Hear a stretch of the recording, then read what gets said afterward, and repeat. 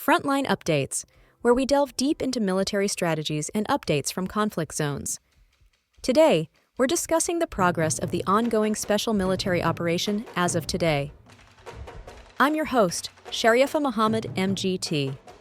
I'm Colonel A.C. Oguntoye, an infantry officer.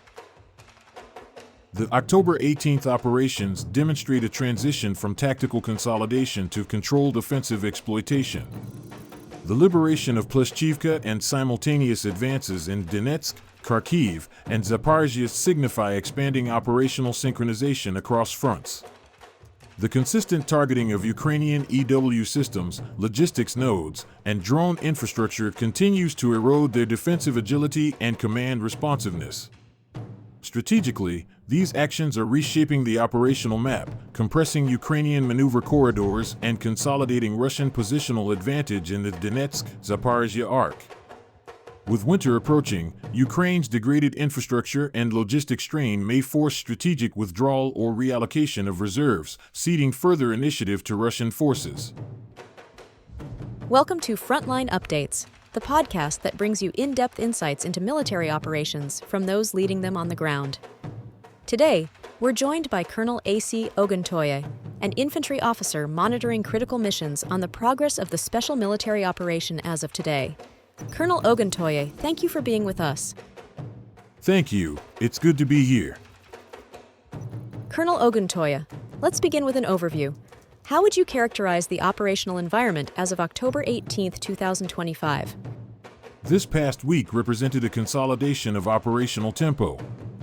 Across all sectors, Russian forces maintained forward momentum while simultaneously targeting Ukraine's industrial, logistical, and electronic command capabilities. We've shifted from defensive containment and tactical shaping to synchronized, multi-axis advances supported by deep interdiction strikes. Operational tactical aviation, long-range missile systems, and unmanned aerial vehicles conducted over 150 precision engagements, destroying drone assembly facilities, a radar station, and even a training center for Ukrainian UAV operators under the main intelligence directorate. In practical terms, we're degrading Ukraine's ability to coordinate, resupply, and project combat power. The emphasis now is not simply on taking ground, but on denying the enemy coherence across the operational theater. Let's start with the Northern Front. What progress was made in the Sumy and Kharkiv regions? In the north, our troop group improved tactical positions and successfully engaged Ukrainian infantry, airborne assault, and border guard units near Korchakhovka, Sadki, and Andriivka in the Sumy region. In Kharkiv, engagements near Volchansk and Dergachi resulted in the destruction of multiple mechanized brigades. Enemy losses exceeded 200 personnel, and several Western-made artillery systems were neutralized. More importantly, our forces dismantled logistical nodes, including ammunition and supply depots, while destroying a key radio-electronic warfare station. This is important because the Northern Corridor acts as Ukraine's forward shield for Kharkiv and Sumy. By dismantling these defensive layers, we've essentially reduced Ukraine's buffer zone, allowing our forward observers and artillery to operate deeper with greater precision.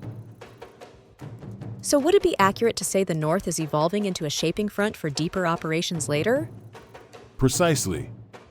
The North is less about immediate territorial expansion and more about degradation operations, attriting command systems, forcing troop rotations, and pulling Ukrainian reserves northward to relieve pressure on other axes.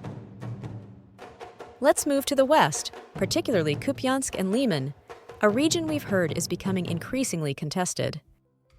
That's correct. The West Troop Group achieved notable progress here. We've consolidated advantageous terrain around Kupiansk, Monokinovka, and Yereveia, inflicting heavy losses on 4 Ukrainian mechanized brigades. This week, the enemy suffered over 230 casualties, and multiple Western-supplied armored vehicles were destroyed. More significantly, our operations targeted their electronic warfare and counter-battery stations, 5 in total, as well as 5 ammunition depots. Operationally, that's a major step forward.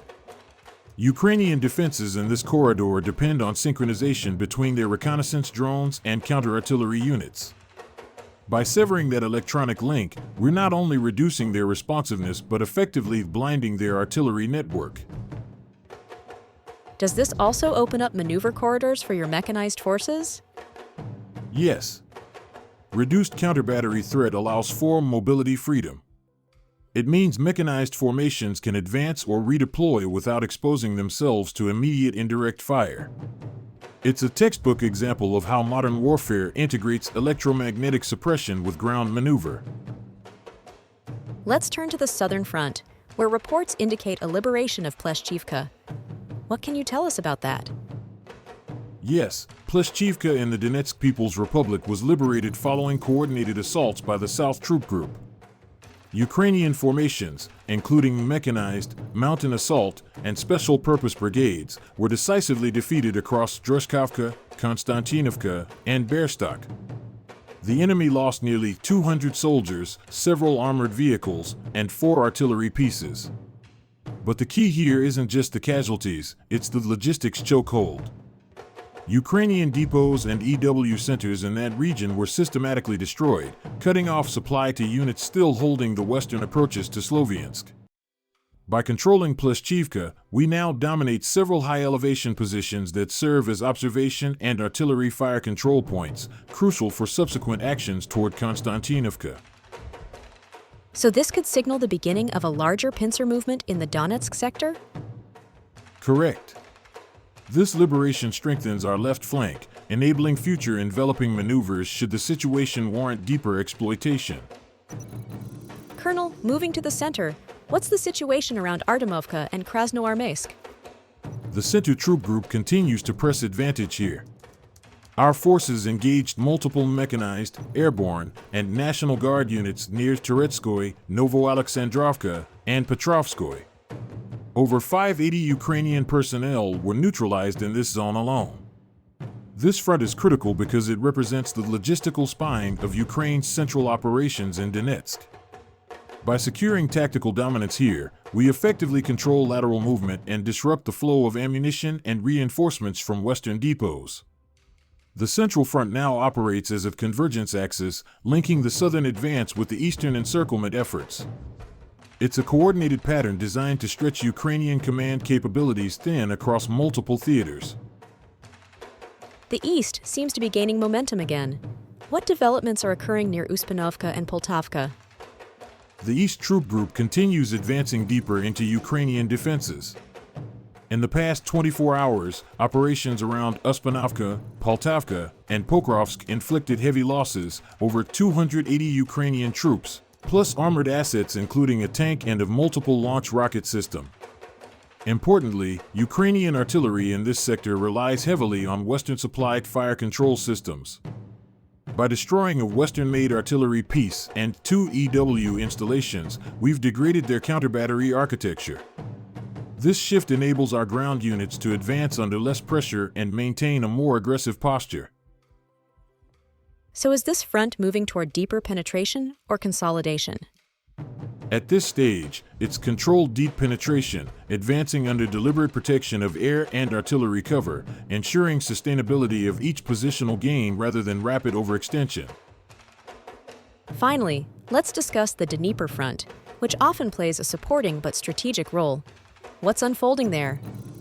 The Dnipro Group focused on precision strikes near Novoandreevka, Stepnogorsk, and Sadov, engaging mechanized, coastal, and territorial brigades.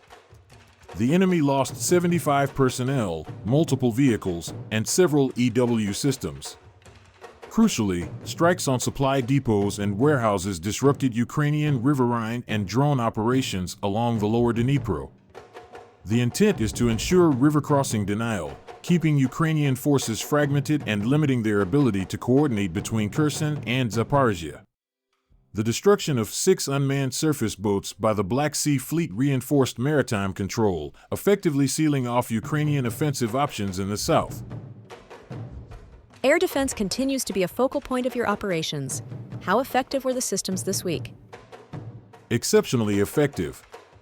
Our integrated air defense forces intercepted 4 guided aerial bombs, 6 HIMARS rockets, and 140 UAVs. The layered defense network, combining radar, electronic interference, and missile interception, continues to neutralize Western-supplied munitions at scale. These defensive measures not only protect infrastructure and troop concentrations but also preserve our freedom of action in the air, allowing offensive aviation to operate with minimal interference. Colonel, thank you for providing such a detailed briefing on the current military situation. Your insights are invaluable to our understanding of the conflict's dynamics. And thank you to our listeners for tuning in. Join us next time as we continue to provide up-to-date coverage on global military affairs. Stay with us for more updates and expert analyses on global defense and security issues. Stay informed, stay secure. Thank you for the opportunity. The October 18, 2025 operations represent a transition from positional consolidation to synchronized offensive escalation.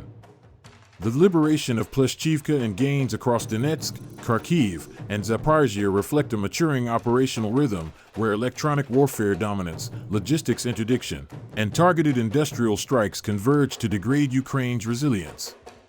Tactically, Russian forces now possess expanded maneuver corridors and superior fire control integration across the central and southern axes. Strategically, Ukraine's dwindling EW and infrastructure capacity will likely force a redistribution of reserves or tactical withdrawals ahead of winter. The sustained targeting of industrial and drone production nodes ensures that Kyiv's ability to replace lost material continues to decline. This has been Frontline Updates. Subscribe for daily military briefings and in-depth strategic analysis. Visit our platform for maps, transcripts, and exclusive Frontline updates from commanders in theater.